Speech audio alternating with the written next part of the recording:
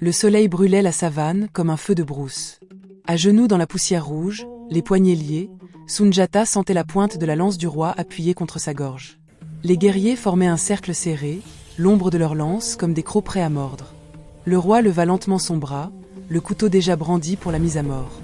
C'est alors que le vent tourna. Un sifflement aigu fendit l'air, suivi d'un choc sourd.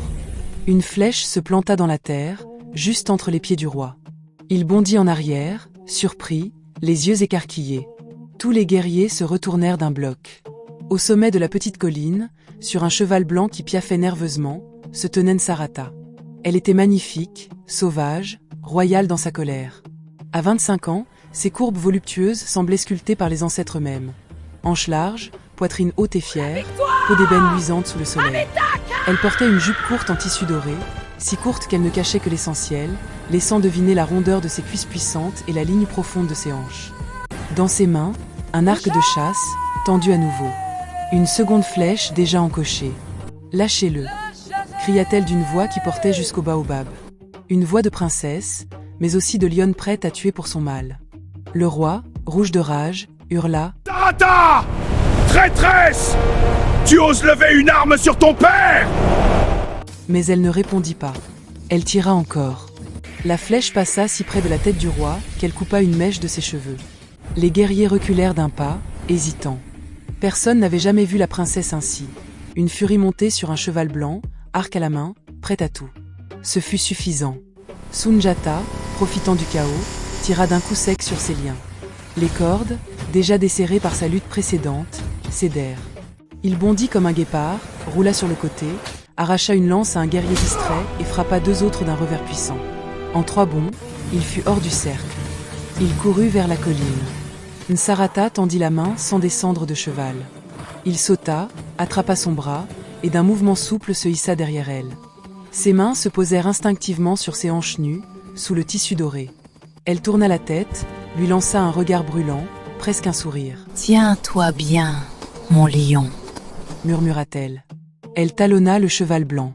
L'animal partit au galop, soulevant un nuage de poussière rouge. Derrière eux, le roi rugit comme un buffle blessé. « Attrapez-les! Pas de prisonniers !» Les 20 guerriers montèrent sur leurs chevaux, lance haute, et la poursuite commença. La savane devint une course folle. Le cheval blanc filait comme le vent, Nsarata penché en avant, tresse au vent, Sunjata collé contre son dos, torse nu, muscles tendus. Les flèches sifflaient autour d'eux, se plantant dans les termitières ou les troncs de baobab. Une frôla la cuisse de Nsarata. Elle ne broncha pas Sunjata, d'une main, arrachait les flèches qui passaient trop près et les renvoyait derrière lui comme des javelots. Il galopait vers Samba. Le village apparut enfin au détour d'une colline.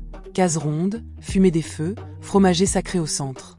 Les tam-tams, qui n'avaient jamais vraiment cessé depuis le grand combat, explosèrent soudain en un rythme frénétique. Bom bom bom. Alerte. Danger. Quand Nsarata et Sunjata franchirent l'entrée du village au triple galop, le cheval blanc écumant, la nouvelle se répandit comme un feu de brousse. Les habitants sortirent en masse. D'abord les femmes, Aïssata, Djenebou, Fatou, Mariam, toutes celles que Sunjata avait un jour fait sourire dans l'ombre d'une case. Puis les vieux, les enfants, les jeunes guerriers. Même les forgerons laissèrent leurs marteaux. En quelques instants, la grande place fut noire de monde. Ils n'avaient pas d'arc ni de lance. Mais ils avaient des bâtons, des houes, des pilons, des calebasses, des couteaux de cuisine. Et surtout, ils avaient la rage d'un village qui avait choisi son héros. Quand le roi de Kuta et ses guerriers arrivèrent, lance en avant, prêts à tout ravager, ils virent un mur vivant. Des centaines de personnes, hommes, femmes, enfants, debout, bras levés, criant d'une seule voix. « Sunjata, Sunjata, partez ou mourrez ici !» Les femmes en première ligne tapaient sur leurs calebasses comme sur des boucliers. Les hommes brandissaient leurs bâtons. Les enfants lançaient des pierres. Même les chiens aboyaient furieusement. Le roi tira sur les rênes de son cheval, arrêtant net la charge. Il regarda ce peuple uni, ses visages déterminés. Il vit Doua, sa propre femme, au premier rang, tête haute, un bâton à la main. Elle ne dit rien. Elle le regarda simplement. Pour la première fois de sa vie, le grand roi de Kuta sentit la peur. Il tourna bride. Hurla-t-il, la voix brisée. Ses guerriers, hébétés, firent demi-tour. Ils repartirent au galop, dans la poussière, vers leur colline lointaine, poursuivis par les cris de triomphe du village de Samba. Le silence revint, puis explosa en joie. Nsarata descendit de cheval, les jambes tremblantes d'avoir galopé si longtemps. Sunjata sauta à terre, la prit dans ses bras, la souleva haut, très haut, comme il avait fait tant de nuit. Elle rit, les tresses dorées volant autour d'eux. La savane s'était tue. Même les grillons semblaient retenir leur souffle. Le roi de Kuta chevauchait en tête, le visage fermé, la cicatrice de la flèche de Nsarata encore rose sur sa tempe. Derrière lui, ses 20 guerriers survivants avançaient en file indienne, lance baissée, regard hanté.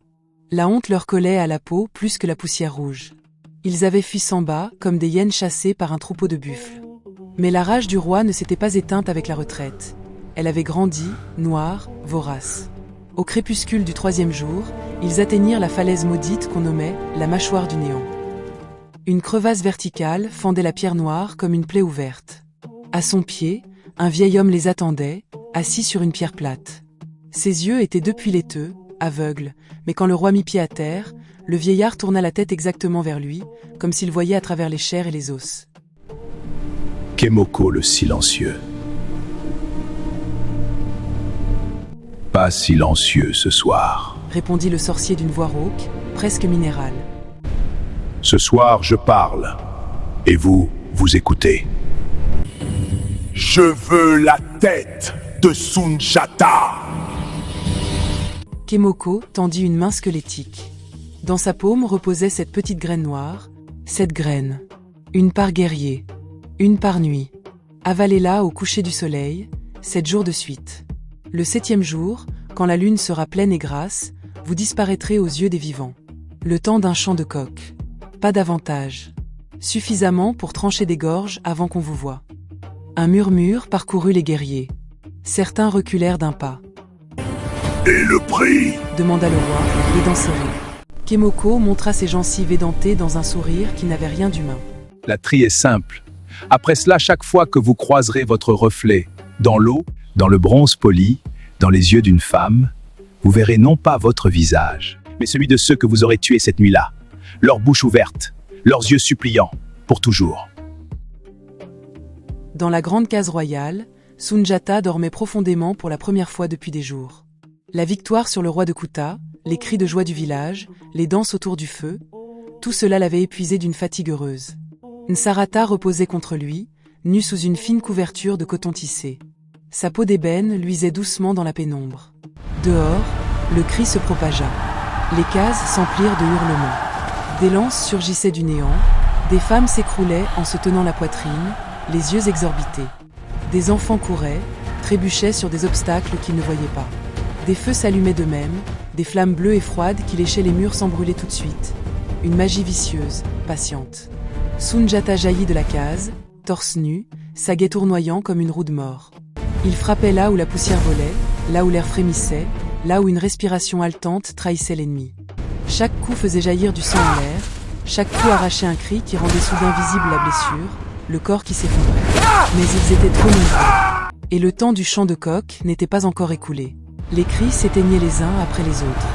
Et le roi de Kuta, encore invisible, observait depuis l'ombre du fromager sacré, son rire silencieux flottant dans l'air comme un poison. Le chant du coq perça la nuit comme une lame. D'un coup, les ombres devinrent chères. Les guerriers de Kuta réapparurent là où ils se tenaient, haletants, couverts de sueur et de sang, lances encore dégoulinantes, yeux exorbités par la fureur et la fatigue. Le roi de Kuta s'avança enfin, épée courbe à la main, taché jusqu'à la garde. Il marcha lentement, écrasant sous ses sandales les braises bleues qui crépitaient. « Sunjata !» rugit-il, la voix portant par-dessus les cris et les flammes. Ton village est fini, ton peuple est brisé, et ta femme! Sunjata s'immobilisa, sa gaie encore levée, poitrine haletante. Autour de lui, les flammes bleues montaient plus haut. Les cris s'éteignaient peu à peu. Aussitôt, il tomba à genoux car il venait de tout perdre. Son village n'était plus qu'un souvenir. Ses femmes, ses amis et tous ceux qui comptaient pour lui se sont fait emporter par le feu, et c'est à cause de sa mauvaise conduite avec les femmes. À vous d'en tirer la leçon de morale, et surtout abonnez-vous.